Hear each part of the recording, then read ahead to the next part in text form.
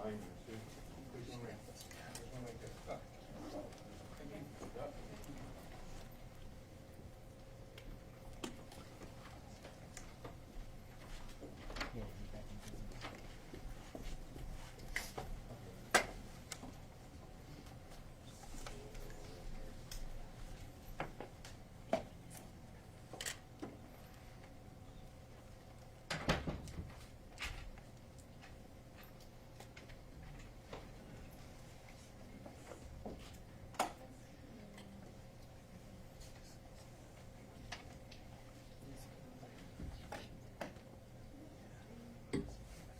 Yep.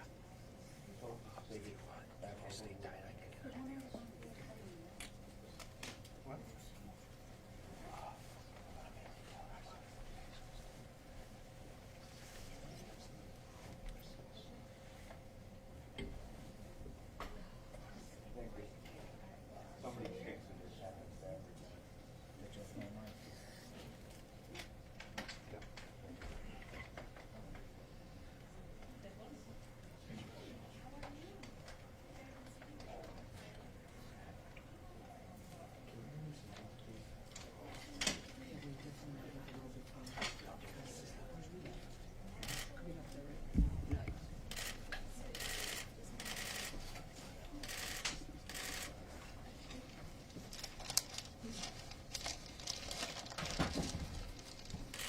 Good morning.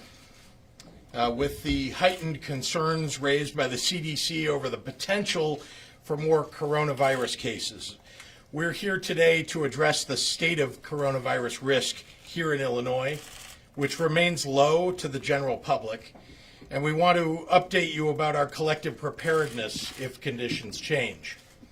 Joining us today are Chicago Mayor Lori Lightfoot, Illinois Director of Public Health Dr. Ngozi Ezike, Director of the Illinois Emergency Management Agency, General Alicia Tate Nadeau, Cook County Department of Public Health COO, Dr. Terry Mason, and Commissioner of the Chicago Department of Public Health, Dr. Allison Arwady.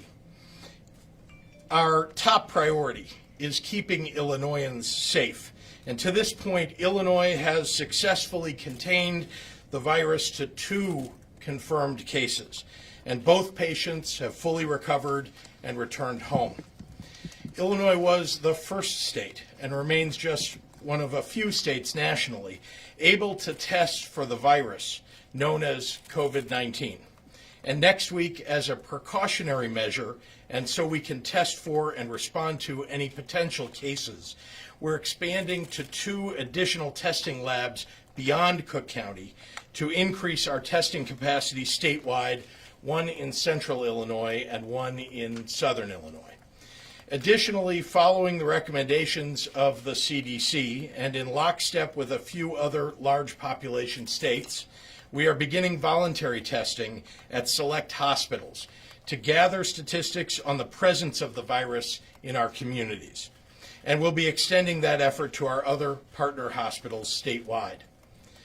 Our Illinois Department of Public Health has launched a statewide COVID-19 coronavirus hotline and website to answer any questions from the public or to report a suspected case. That phone number is 1-800-889-3931 and online idph.illinois.gov. And I'll repeat those again later as well. While the risk to the general public remains low, we want you to know that our state and local agencies and officials are using every tool at our disposal to ensure the public's health and safety are well guarded. I want to be clear, the best thing the general public can do at this time is to continue with the same precautions that you take during flu season, with renewed vigilance. Take care to wash your hands. Stay home if you're sick. Cover your mouth and nose during any coughs or sneezes. And clean often touched surfaces or objects frequently. And please visit a doctor if you're experiencing any symptoms, particularly if you or a loved one recently traveled abroad. What we know about COVID-19 is that it causes mild illness in otherwise healthy people, but more serious illness in the elderly and infirm populations. That it's spread person to person, and that it is most contagious when a person is more symptomatic. IDPH Director Dr. Ngozi Ezike will further speak about the latest information that medical experts know about the virus in just a few moments. As the CDC has said, therapeutics and vaccines are under development, but these community mitigations, like hand washing and staying home when you're feeling sick, are our first lines of defense. Illinois has one of the nation's leading public health systems, and our experts have been proactively preparing for this situation. Our Illinois state and local agencies and officials have decades of experience in developing responses and preventative measures for outbreaks. We're ready to put the full weight of the state behind a full-fledged response when needed, if we meet those thresholds. I want to emphasize that since the earliest days of my administration, a little more than a year ago, my agency directors have been coordinating preparedness throughout the state for any and all emergency situations. Last August, our Illinois Human Services Agency, working with the Department of Health and Human Services, the rest of our state agencies, as well as FEMA, have run a contagious disease simulation exercise for potential outbreak situations.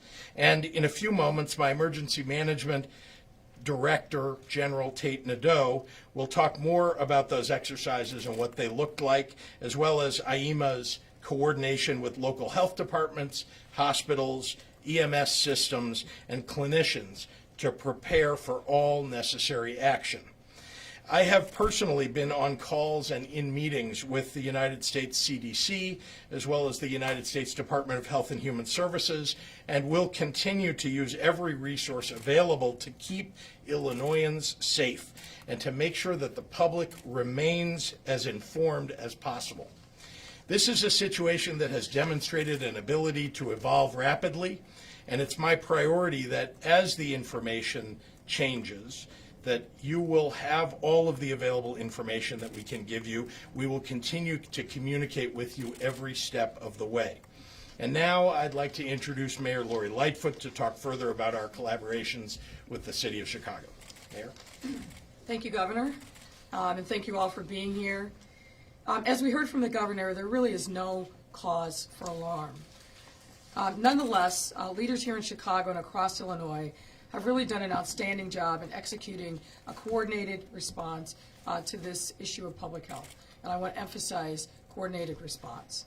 Here in Chicago, we moved quickly when we got the directive from the White House back in January to make sure that we were implementing additional screening measures at our airports.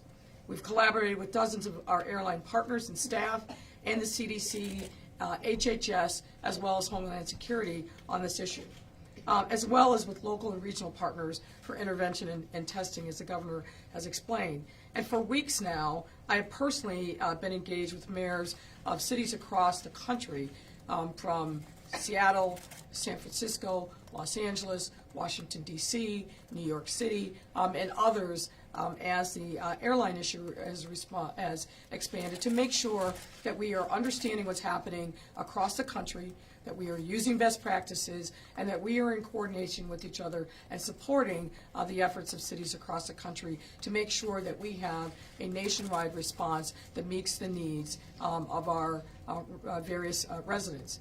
And I want members of the public to know that for weeks now, as the governor said, we've been actively engaged to address the issues of this novel virus with our partners at the county, state, and federal level. And I have great confidence in the public health system response, in the infrastructure that we have built to address the needs that we've seen so far, in any event that we need to be more nimble and respond and ramp up the response.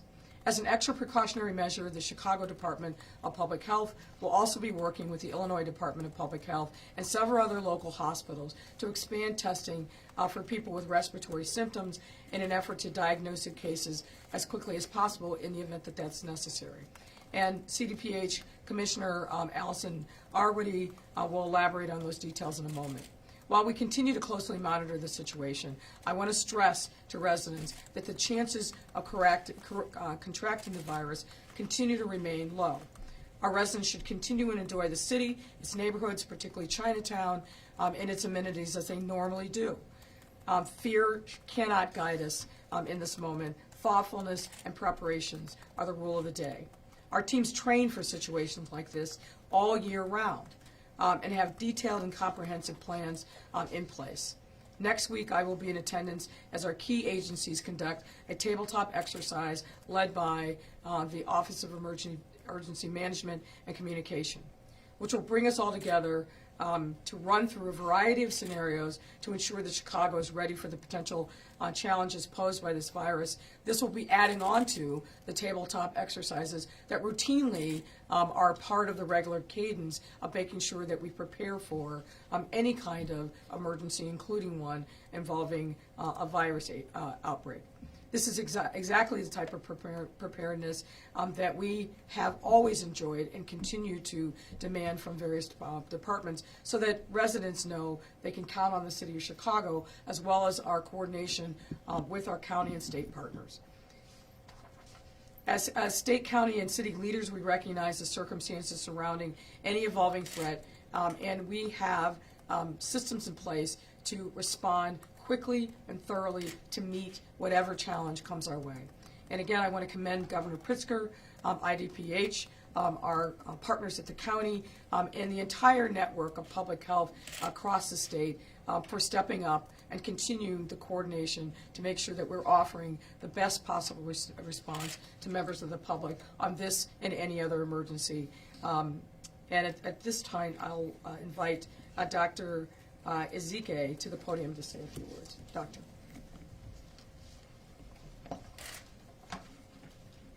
Thank you. Good morning. My name is Ngozi Ezike. I'm the director of the Illinois Department of Public Health.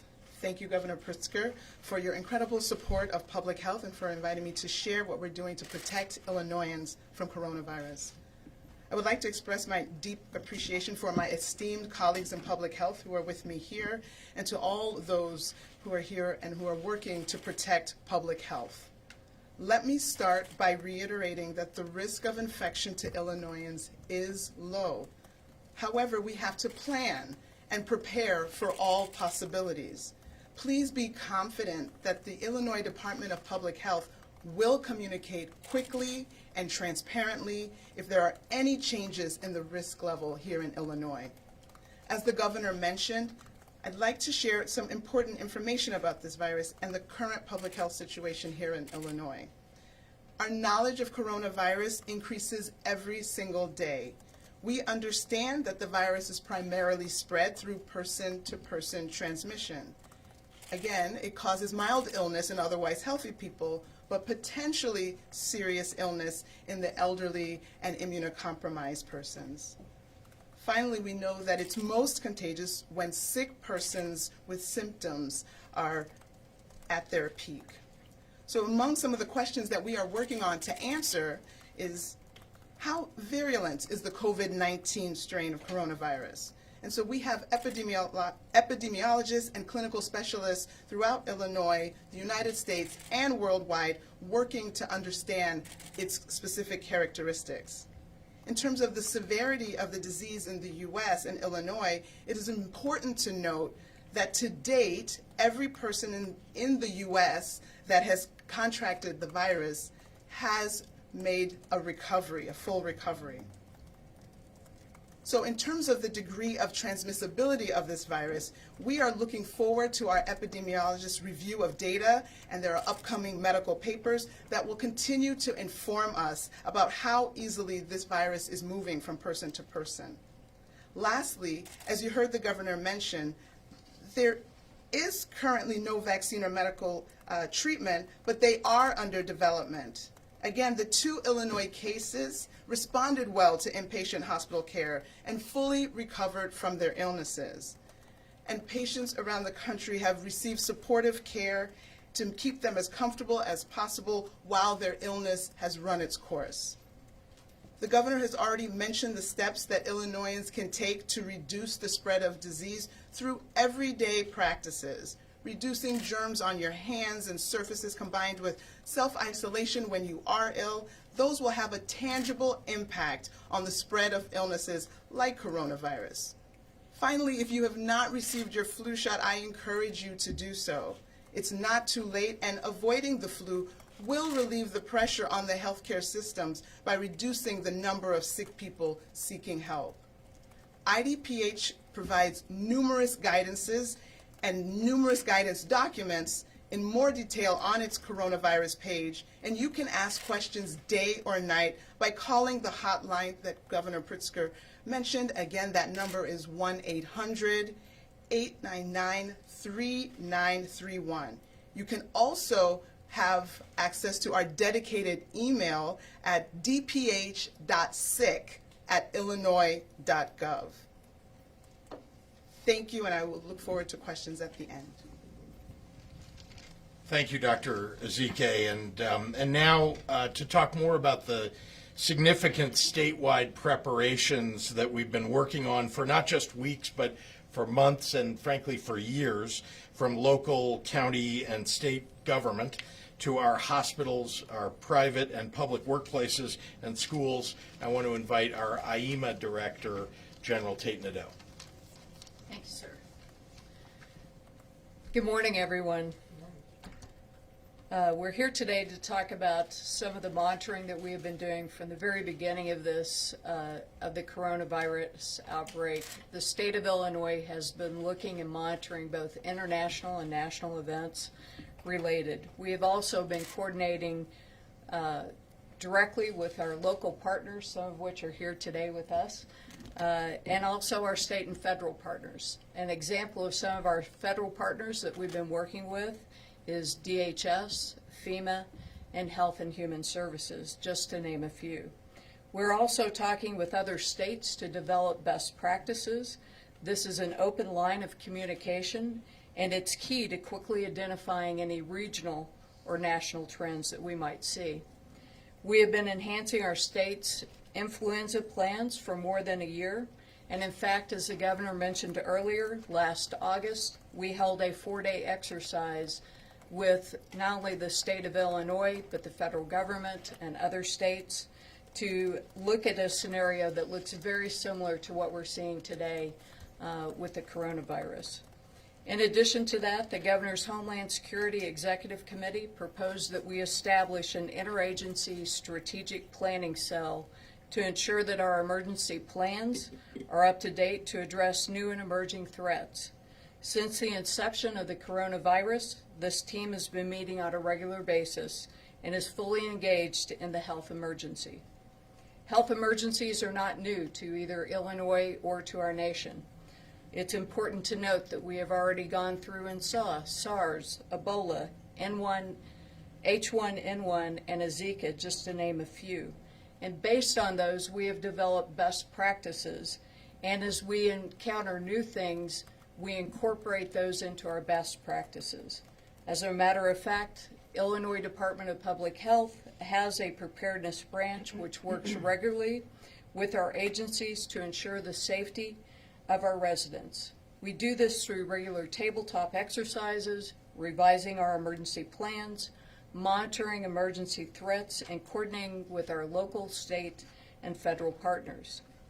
Based on the information available at this time, we do not see a need to alter our daily routine, but the public does play an important role in supporting our efforts to contain the spread of the virus. It is cold and flu season. There are simple things that we can do to stop the spread of germs. As been mentioned several times before, cover your cough, wash your hands, don't go to work or to school if you're ill.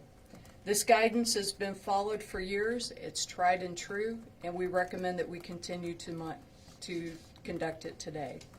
At this time, I'll be followed by Dr. Amwadi.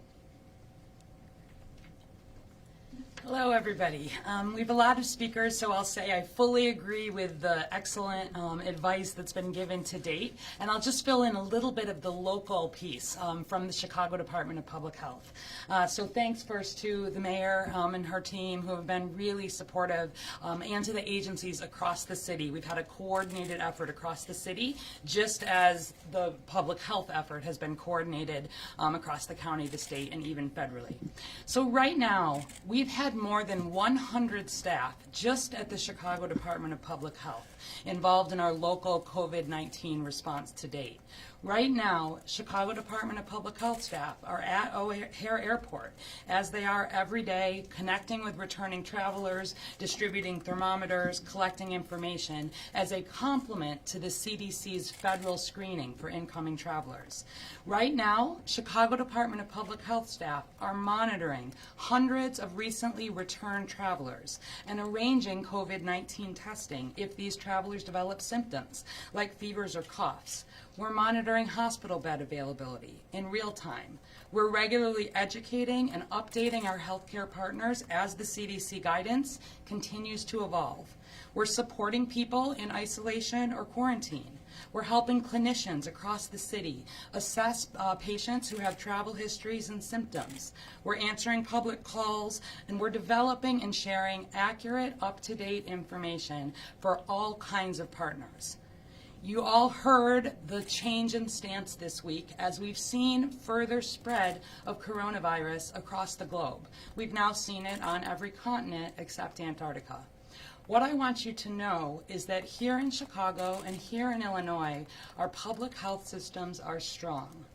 We are at a point where we are focusing all of our resources on every individual case. So just as you saw, and you'll hear some more about the success we had with the first 2 cases here in the Chicago area, putting all of the resources in, doing all of the follow-up that was necessary, tracking healthcare workers, tracking folks in the community, really making sure we were not seeing further community spread. That remains our approach. But we are also looking ahead. We know that it is not possible to quarantine the whole globe, and that as this virus continues to spread throughout really the world, we want to be ready here. We'll be ramping up testing to be able to do more possibility of detecting cases here in Chicago and Illinois. And I want to thank the hospital partners as well as the Illinois Department of Public Health lab here in Chicago that's really been an amazing leader in terms of the testing space. And we'll be developing very specific guidance based on all of this planning that we've done to date for child care facilities, schools, universities, businesses, community and faith-based organizations. You've already heard the hotline and the state website. I also, for Chicago-focused businesses or others, I will refer you to www.chicago.gov/coronavirus. So with that, I will turn it over to Dr. Mason from the Cook County Department of Public Health, and I really thank you all for being here and your continued interest in coronavirus.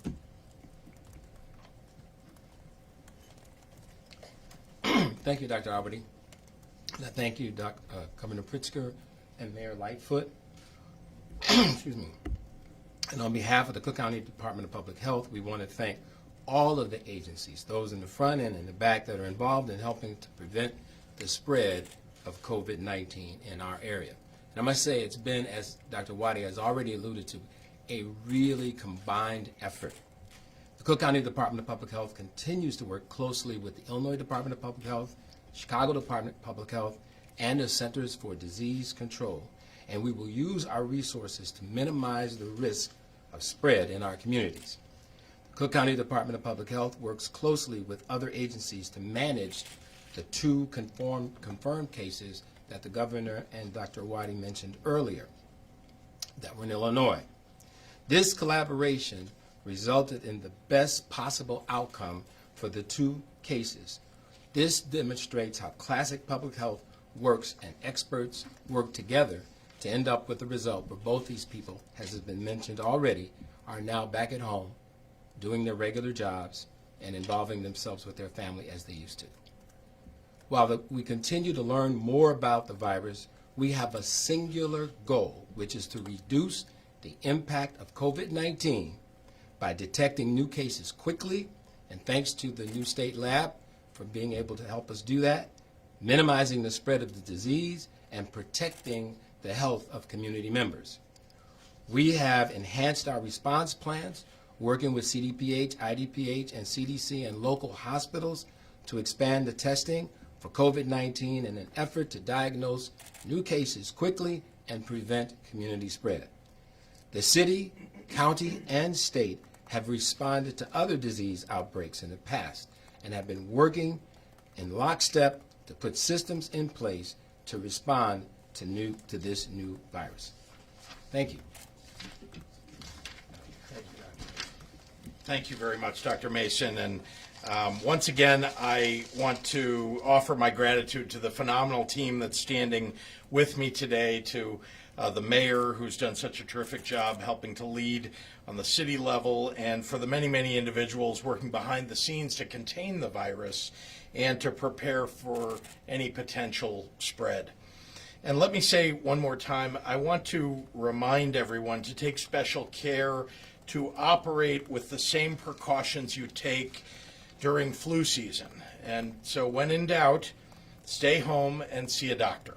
And again, dial 1-800-889-3931 or email dph.sick@illinois.gov if you have any questions or need to report a suspected case. Thank you very much, all of you, for coming, and we'd be happy to answer any questions that you may have. Medical officer resigned, he's an expert in this and other diseases, how might that impact how this will go down? I'll turn it over to our Department of Public Health Director, but I'll just say that the state's epidemiologist is what you're talking about, and I think, yeah, the director, I'm sorry? I don't know how to say it. Yeah, it's okay. It's fair enough. But our state's chief medical officer, let me turn it over to her. Thank you for the question. So we have had a departure in our state epidemiologist position, and we're happy to continue to work with her as she transitions to a job at Chicago Department of Public Health. But in place, we have our acting state epidemiologist, who's a CDC-trained specialist who has served in the role of state epidemiologist for Illinois in the past, has served as director of the agency, as acting director of the agency in the past, so brings decades of experience, has worked closely on the H1N1, SARS, Ebola. So we are fully staffed at the Illinois Department of Public Health and in great position to handle this outbreak as we continue to collaborate with our partners throughout the state. And that position will be replaced as well? Or is there you said that's an interim person, or will you replace it? Correct. He's acting at this time, and we will find a permanent placement in short order. Thank you. Governor Pritzker, how confident are you in Vice President Mike Pence leading the national effort of the response to coronavirus? Do you have confidence in him? Here's what I know. We're doing everything here in the state of Illinois that we need to do to protect the people of Illinois. The health and safety of the people here is what my primary responsibility is. We are doing sentinel surveillance across the population this week, next week, and continuing to make sure that we know the statistics, whether there are, in fact, is an outbreak of any sort. We're doing everything we can for preparation perspective and have been doing, frankly, for months. And then as COVID-19 arose, we began focusing specifically on that. But we do not rely upon what's going on from the White House. What we rely upon are the medical professionals and the CDC in Atlanta, who we've been working very closely with for some time now. Can you repeat the number one more time? The phone number is 1-800-889-3931. Governor, is that a problem that you can't rely on the White House? All I'm saying is we're not relying upon the White House. We, in fact, have one of the best public health systems in the country. And so you've got experts here and standing behind all of these folks who are highly capable of managing the COVID-19 that's come upon us. Any of the medical? Yes.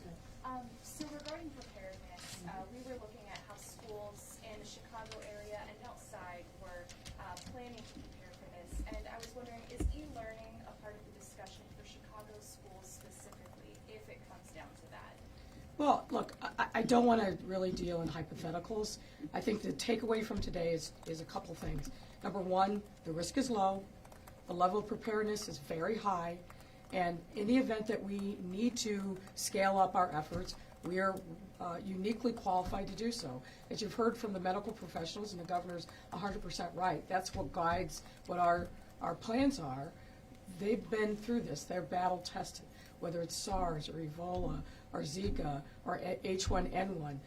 These folks have been through it and are constantly planning on a regular basis. As you heard, there was a tabletop exercise just last summer that all of us participated in that anticipated, and the problem was a virus that came from China. So I think we're well situated in the event that anything happens. Keep in mind, so far, only 2 reported cases in Illinois, and both of those cases were handled very well. They were quarantined, received the hospital treatment that they needed, and now are in full recovery. But we are stepping up the surveillance that's happening not only in Chicago, Cook County, but across the state. And in the event that we see something that warrants further action, we are well prepared to do it. Our teams are in constant conversation every single day. So I think we're well situated to respond. But Mayor, when you say the risk is low, here's what the World Health Organization said today, this morning. They said our epidemiologists have been monitoring these developments and the risk of the spread is very high at a global level. So how can you say that the risk is low? Because we're talking about specifically here in Chicago, in Do Illinois. you know that? Pardon me? Do you know that? Well, I think that when you look at, I think what the World Health Organization was responding to is the spread of the disease starting in China with people who have then traveled into other parts of Asia and into the continent. As you know, as a part in response to the White House directive, travel from China has been significantly restricted, and we are looking at making sure that we're being diligent about the other hotspots, if you will, across the world where that has spread. So none of us can stand here and say there's no risk. But we believe, based upon the diligence of the medical professionals, which you heard directly from them, that the risk remains low. But we've got to be diligent. We didn't say no risk, but the risk is low based upon the data that we know right now and where we're seeing the condition spread in other parts of the world. But we are being extraordinarily diligent, which is why we're stepping up the surveillance of folks who are coming to hospitals, in doctors' offices, so that we can get ahead of this in the event that there is another transmission or spread here in the city. So I feel very comfortable with the way in which we've built the infrastructure and the ongoing diligence that's been in place for weeks as soon as we knew that this novel virus had started to spread in China. Mayor Lightfoot, you mentioned this tabletop exercise. When is that taking place next week? And could you, for the average citizen, explain what that is? So, What exactly is going to happen at that? I'll invite Dr. Arwady, but let me just say what a tabletop exercise is you take a potential problem and then you add different scenarios and layers to it. So you bring all the people together that would be required to address and respond to a problem. You add layers of complexity to it, and then the people around the table, literally the table, start responding. So that's what we're talking about. But Dr. Arwady can probably add a little more texture to it. I'll fill in. So there's planning next week to look at that at the city level, but in terms of filling in what some of that sort of large-scale exercising looks like, the exercise that folks have been referring to last summer was actually a 2-part federal pandemic influenza exercise where we had the opportunity to really look in great detail, all of us, about what we would do where you potentially had, the emergence of disease. And so in the spring, the way the exercise was written was actually a new virus emerging in China, with the first cases being seen here in Chicago. And we had more than 200 federal partners actually here in Chicago to talk through what it would look like for us to contain this virus here in Chicago. And so what you've seen successfully happen with these first few cases is what we talked about in the spring. And then in the summer, we had this exercise that was 4 to 5 days long that was not just here in Chicago and not just across the state, but across the whole country. And in that case, we talked about if we were at a stage where we needed to be making decisions about thinking about things like real strain on the hospital system, or thinking about needing to close schools for a temporary time, or some of those bigger decisions that we want to be prepared for. And so in that context, we talked about logistics and legal and economic and communication and transportation needs, mental health supports, childcare, supply chain interruptions, teleworking, emergency operations, all of these things with the public school partners, with universities, with the businesses, because we want to be ready. And so not only did we talk, but we practiced delivering materials to the hospitals here in Chicago when they had needs. We practiced setting up physically mobile care stations and field stations and command posts if we need to be expanding capacity. And really importantly, we practiced using the emergency communications and the emergency sort of data management systems that we use. We did all of this in real time. So far, our plans have played out exactly as we have expected them to with these earliest cases. And certainly, we're planning ahead. We know that we're seeing spread of this across the world. But the work that has been done here locally has us prepared for this in all kinds of ways. We'll adapt as needed, as conditions change. We're all going to be very transparent if we have an additional case, or if there needs to be any change in the guidance to the general public. But as you've heard loud and clear, right now here in Chicago, the risk to the general public remains low. We're confident in that, and we will update if there are changes to that down the line.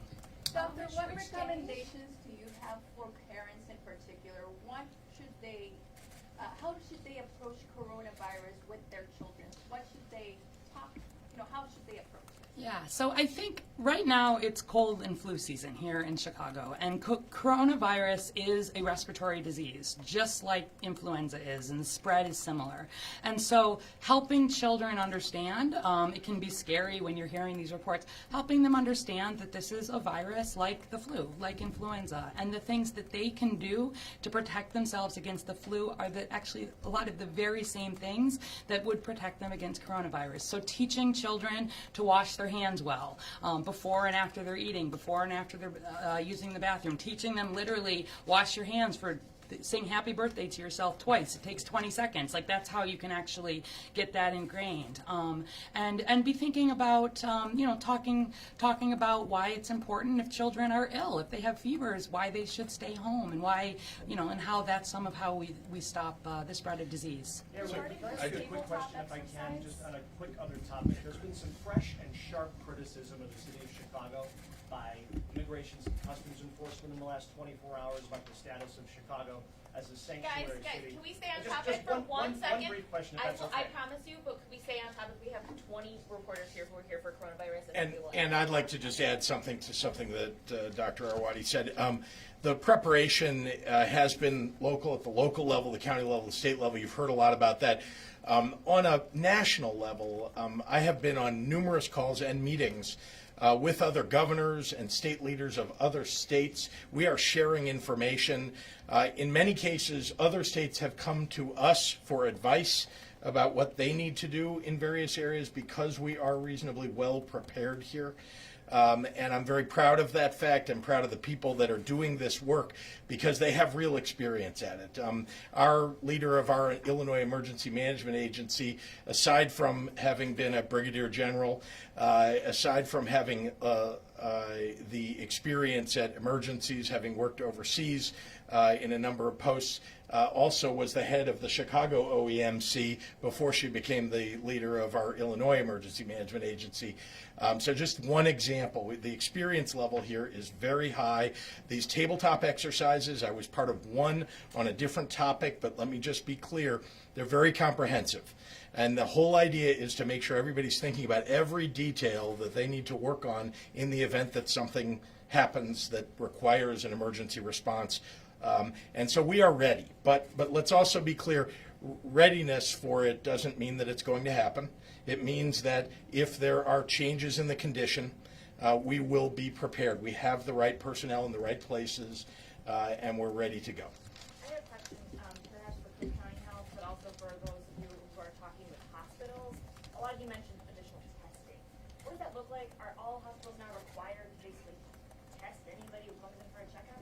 Yes. What exactly? No, thank you for the question. So that is what the governor was talking about when he was mentioning the sentinel surveillance. So we have some participating hospitals that will be taking a set number of samples of people who come in who have flu-like illness but maybe don't end up having the flu, that we will start looking at those to make sure that they don't have coronavirus. And so that will give us an idea if there is community transmission and will help direct us in the next steps and efforts that we need to do towards the COVID-19 But response. not everybody, it's like a small. It's sampling. It's sampling. Thank you.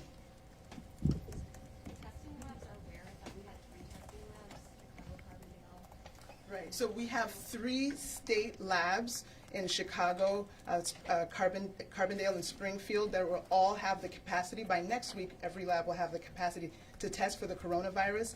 But the patients will be seen in the hospitals and in emergency departments, but those samples will be sent to the lab, to the state lab. Just had one thing about the tabletop exercise. One more question about clarification. Which day is it next week, and who exactly is going to be there? So again, the tabletop that was mentioned there is a city-level tabletop, so led by the Office of Emergency and Management and Communications. It's going to be on Tuesday, and it will be focused on really the city organization response. But these same things are happening across the county, across the state, across federally, and building on the work that we've done. But you know, it's the right moment to dust off your plans, make sure everybody is on the same page with what we need to do. Maybe this came I up think already. General Nadeau, Tate Nadeau. I think it's a good point that you bring up the tabletop exercise. And as the doctor mentioned, this is really where we take our plans.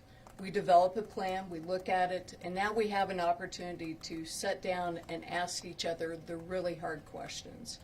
And once the city completes theirs, we'll have people that are present for that. That information will be shared up and down the line to ensure that we have coordination and integration of all the plans, both at the local level, at the county level, and at the state level. The state was doing sort of a survey assessing on gowns and masks and gloves. We're already hearing that if folks try to go to places to buy some of those, that the shelves are bare. What do you tell people who are concerned, who feel like they need a mask? Well, again, we have the supplies that are necessary at the state level, at the city level, for healthcare personnel, right, for the people who interact with the public, should that be necessary. But as we said, we need to treat this like you would the flu. That there's no need for people to go out and get a mask, that the fact is that all of the precautions that you would normally take for the flu, you could take here, and we believe those will be effective. So healthcare workers are covered, the public, calm down. Well, I'm just saying, we want to make every person that works for, that is interacting with the public on this subject to keep the public safe and healthy. We are making sure that they are in a position to provide that help without getting sick themselves. Any other questions on topic? Yes, sir. Your ICE question. Yes. Put it on ice. In the last 24 hours, the Immigration and Customs Enforcement has been very critical of the city of Chicago because there was a gentleman who was arrested and deported back to Mexico only to make his way back to Chicago. And there's charges now of sexual assault of a 3-year-old girl. And ICE said today that it's irresponsible for lawmakers in Chicago that allowed him to walk free and prey on our most vulnerable. How do you respond to ICE? Well, I assume that's coming because I had a conversation with the director of ICE last week to talk about why it was that he decided to arrest this person after he dropped off his daughter at school in front of an entire school community and traumatizing them. So we had a very candid and blunt conversation. I'm a former federal prosecutor. I know how surveillance is done. And really, if they believed that there was a serious issue around sexual assault, why did they wait until he left his home with a child? They could have done that at any point along the line, and particularly in the home, because I'm sure they were doing surveillance of him. So, look, they're critical because we have said very clearly we are a welcoming city, we're a sanctuary city. Chicago Police Department will not cooperate with ICE on any immigration-related business, and that's affected their ability to conduct immigration raids across the city. But that's exactly our intention. We have to make sure that our police department is seen as a legitimate force in all communities, and we cannot do that if we're participating in raids with a weaponized and politicized ICE. We're not doing that in Chicago. Is there some sort of partnership that can prevent this kind of atrocity from happening again? Is there better bridges to be built between the city and ICE so that a heinous crime like this doesn't occur again? Well, look, we are doing what's necessary to keep our residents safe all the time, 24/7. And we have federal partnerships and relationships that are very good, vibrant, and essential. But we have to be clear that we are having those partnerships in a way that is consistent with our values as a city. And if ICE is complaining, then they should do their job better. And they shouldn't do things that are traumatizing young children. That's not acceptable. And I was very, very clear and blunt about that. How is that right? There are many points along the way that they could have, if this person had a valid warrant signed by a judge, that they could have arrested him. They chose to do it at a school after he dropped off his daughter in view of the daughter and all the other children and parents that are out there. That's just unnecessary. And I'm going to push back against that every single time. All right, thank you, everyone.